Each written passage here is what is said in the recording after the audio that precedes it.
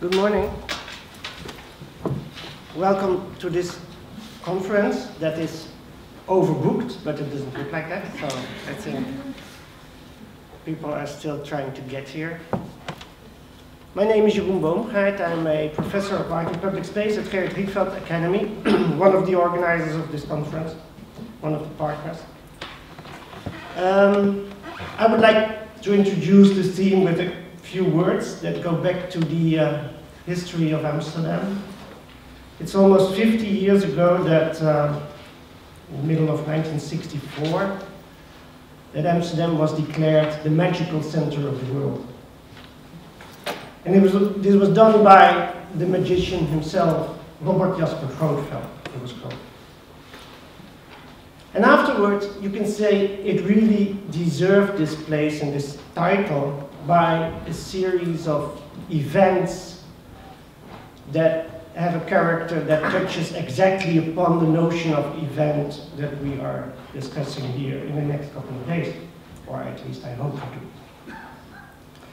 In 1964, on Saturday night, at 12, exactly in the middle of the night, Grootveld would appear on Spui Square, which is very close by here, to start his gebeurens, as he called it, which is something like happenings or events. He would be all painted like a medicine man and start dancing around a little statue on Spui Square.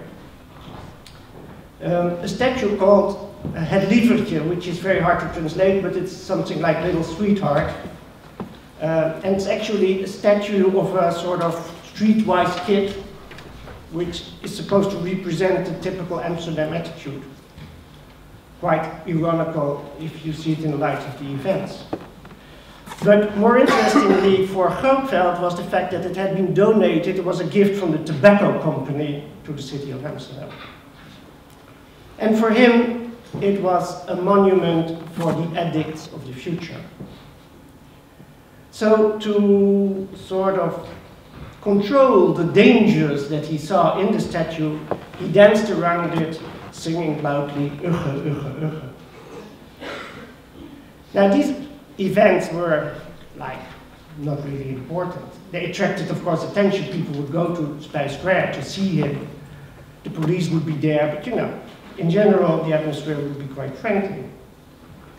But in the light of history, they were the first of a development that really fits in the sort of definition Badiou was giving yesterday, like they opened up a new possibility, a new truth with its own consequences. Especially when Grootveld hooked up with a more political, although still quite absurdly political movement of students, and they started calling themselves provos.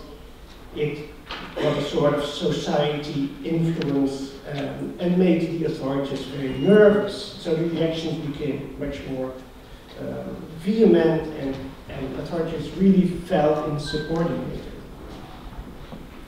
So you get this, you could call them sort of aesthetic political coincidences. You know, I'm not sure that Grootveld himself knew what he was doing, but he was doing something which sort of knots everything together, sort of makes a new possibility. And another example of that, which is almost as absurd, is that for years in 1964 already he had been declaring that class would come.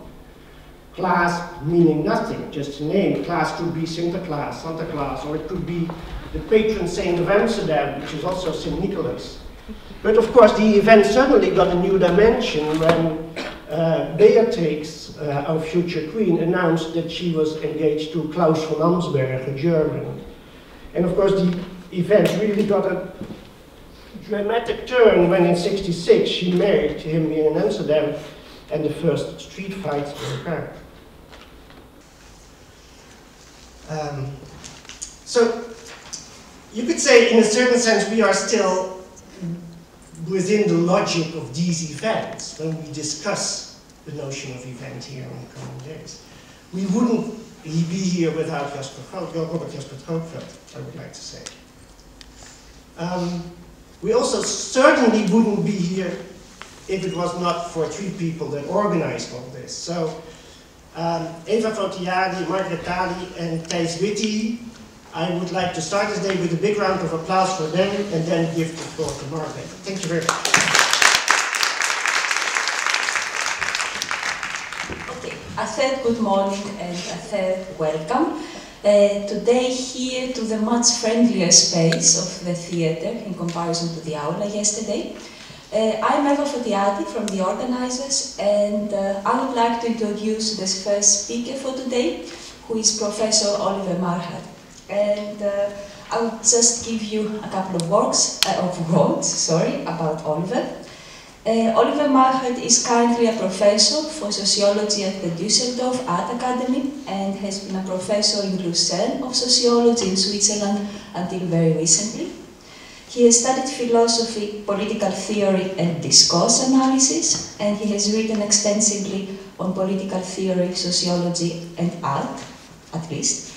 And some of his books include Post-Foundational Political Thought, Edinburgh 2007, Laclos, A Critical Reader, edited together with Simon Critchley, London 2004, and in German, Neu-Beginnen, Hannah Arendt, Die Revolution und die Globalisierung, Vienna 2005, Hegemonie im Kunstfeld, Cologne 2008, Die politische Differenz, Berlin 2010, and the forthcoming in Berlin 2013 called Das unmögliche Objekt, eine postfundamentalistische Theorie der Gesellschaft. Now, today, Oliver is going to discuss the relation between artistic action and political events. The central question will be, what does it take for dance to become a political practice? What are the conditions of possibility of political dancing in public space? And what creates a public sphere in the first place? And finally, how can we protest while dancing? So, thank you very much for being with us today, and the floor is yours.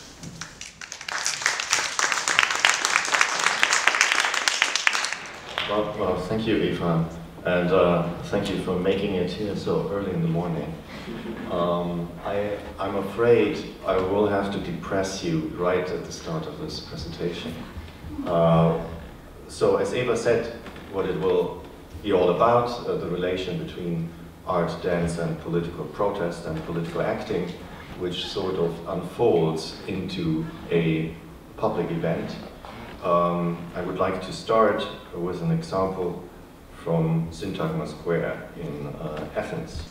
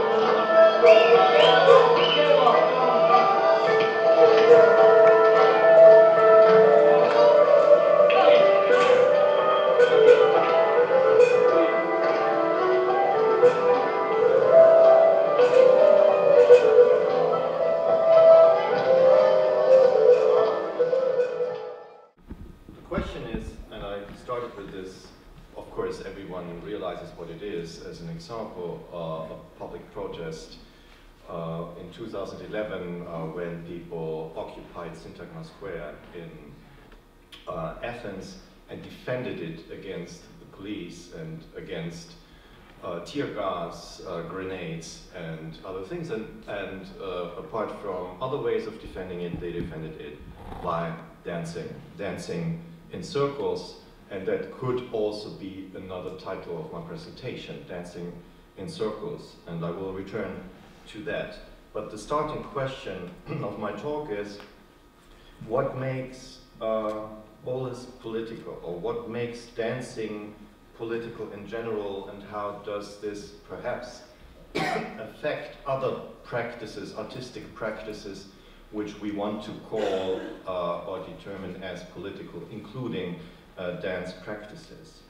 Obviously, the first and most banal and trivial observation is that these people we just saw, they dance together.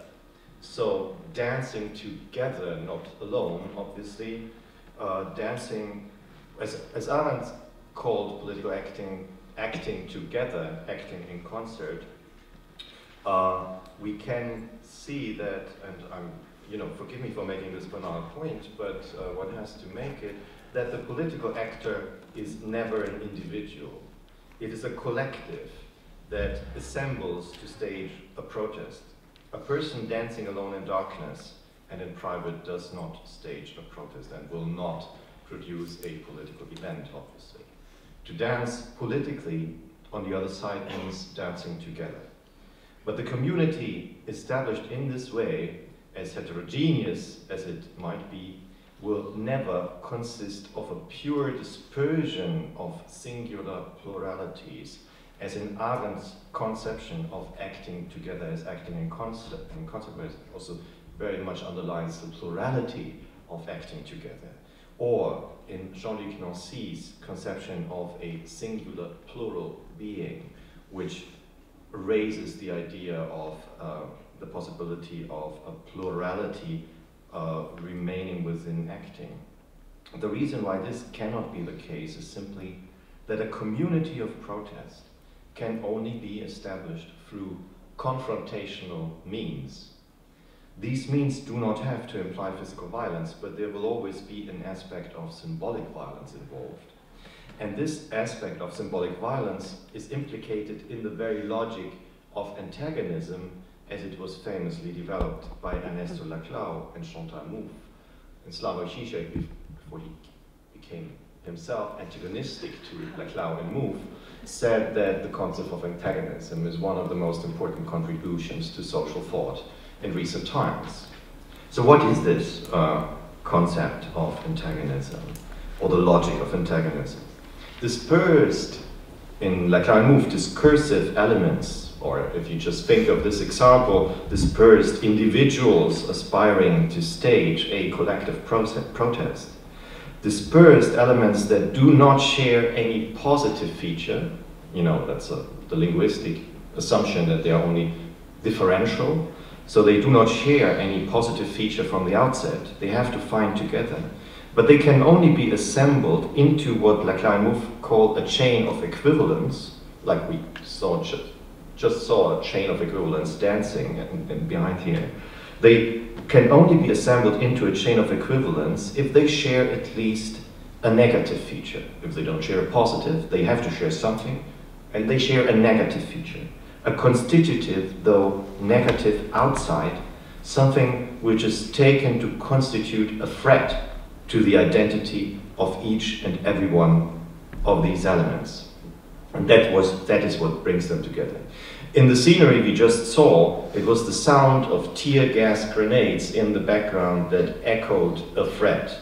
The threat of the riot police, of the state, of austerity rule.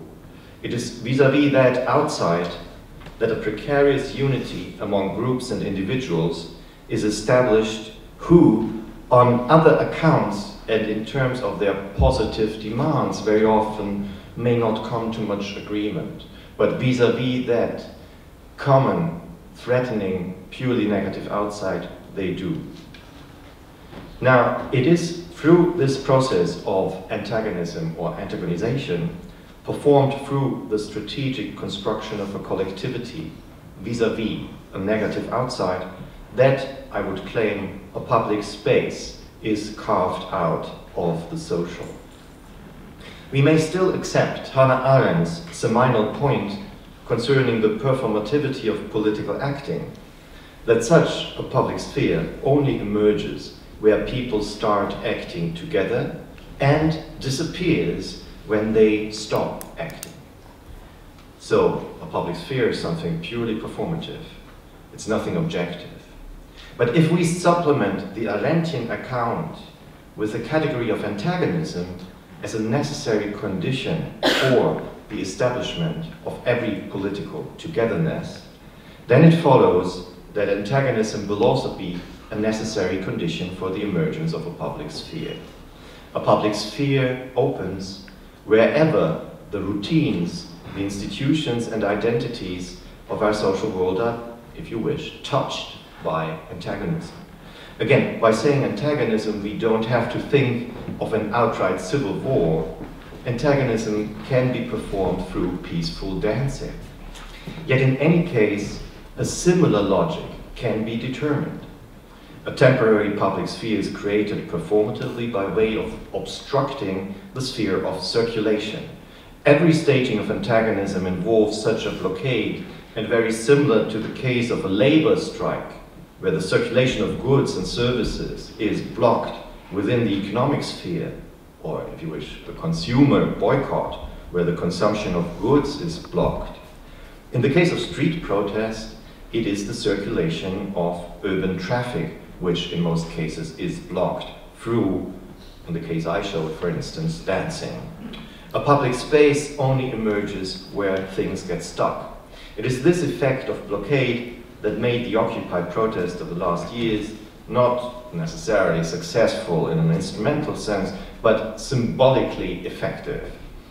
And it is this effect of blockade in which we detect a further condition for public space to emerge, where before there was only urban traffic space or simply a square where managers would eat their lunch sandwich.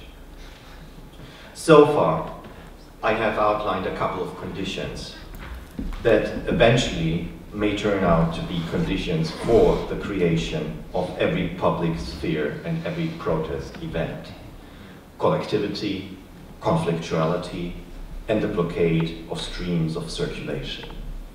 I would like to add a further condition which seems to me to be of particular importance for street protest, even though it may appear self-evident, perhaps even trivial.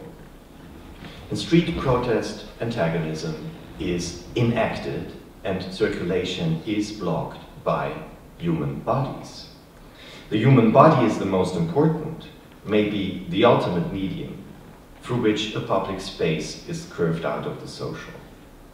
Of course, this does not always have to occur in form of a militarized collective marching in sync through the streets.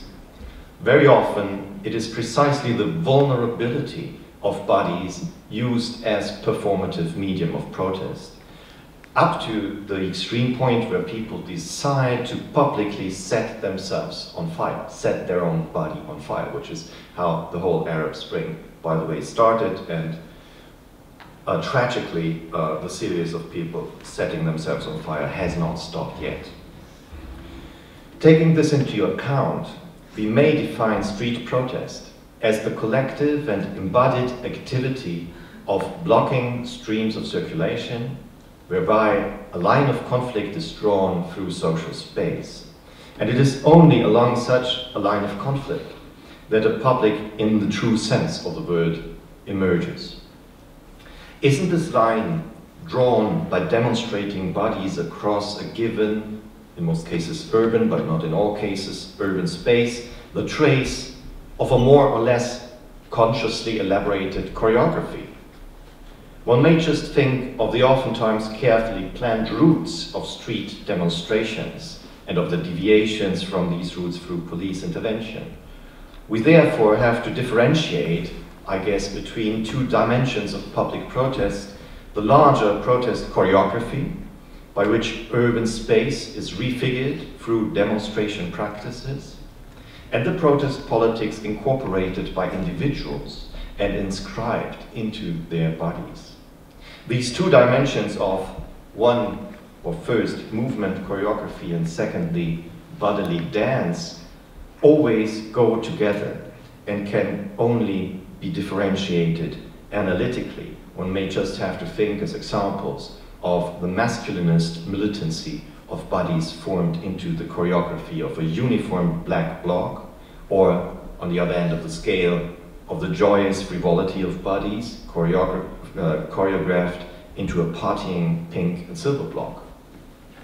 So, in the Latin word for movement, motus, these two elements of public choreography, moving in space, and bodily movement find together.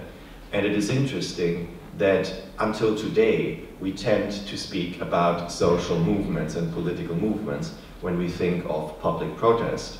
The movements of bodies, which cannot always be controlled into a state choreography, if you wish, because they tend to just move, you know, they tend to just move in any directions, like in the case of a street protest where it is confronted with police. And it is in the French term émeute, for instance, which is another term for insurrection, or in the German term Meuterei, another term for mutiny, where you still have this idea of, etymologically, the notion of movement, or Latin motus, inscribed. So let us try now and apply the conceptual apparatus developed so far to two particular examples of political dance or dancing politics, and here it is where I will come to the question of artistic practices. And the first one we will have to change now to the DVD. The first one is a piece by Igor Grubic, a Croatian artist. Igor Grubic's, it's called East Side Story, and it grew out of Igor Grubic's deep distress, experienced when confronted with video material from the gay pride parades in Belgrade in 2001 and in Zagreb in 2002. At these parades, demonstrators faced not only the most vulgar verbal insults by passers-by, they were even exposed to physical violence by organized neo-fascists. Until today, one may add, pride parades have been immensely contentious in some Eastern European countries. Sometimes they are simply banned by the authorities, sometimes they are violently attacked by those who perceive of themselves as members of a homogeneous, healthy, and doubtlessly heterosexual people. In the West, though, these parades, from the very moment of their invention, are famous for having integrated dance into their carnivalesque protest repertoire. In doing so, they have managed to recapture public visibility in their own non-violent ways. And even though some have criticized increasing commercialization and the loss of political engagement, it cannot be denied that precisely as political demonstrations, pride parades have been immensely successful. It is at this point the function of dancing politically where Grubic intervened. Being a visual artist himself, he set out to collaborate with dancers and choreographers, but I would first want to show you the video material from where he started the video material of these demonstrations. Because what Grubic did is a two-channel video installation, which was first shown in the Belgrade Museum of Contemporary Art, where one sees on one side of the room the TV material of the original events, while on the other wall the dances are projected. And so I cannot, of course, emulate this installation, but I show you first the protest.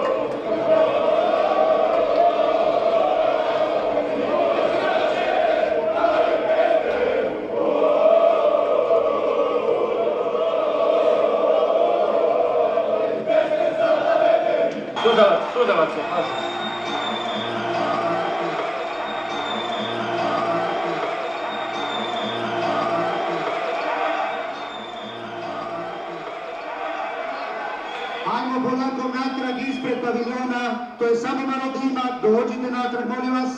Idemo.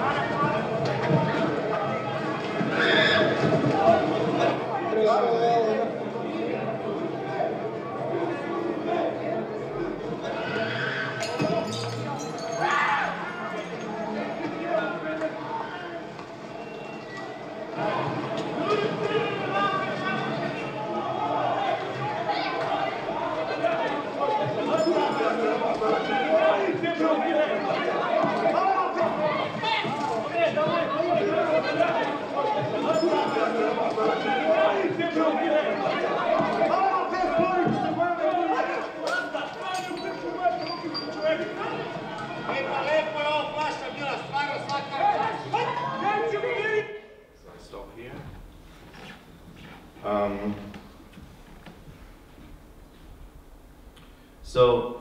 What Klubic did was to work together with dancers and choreographers in order to restage the original protest event.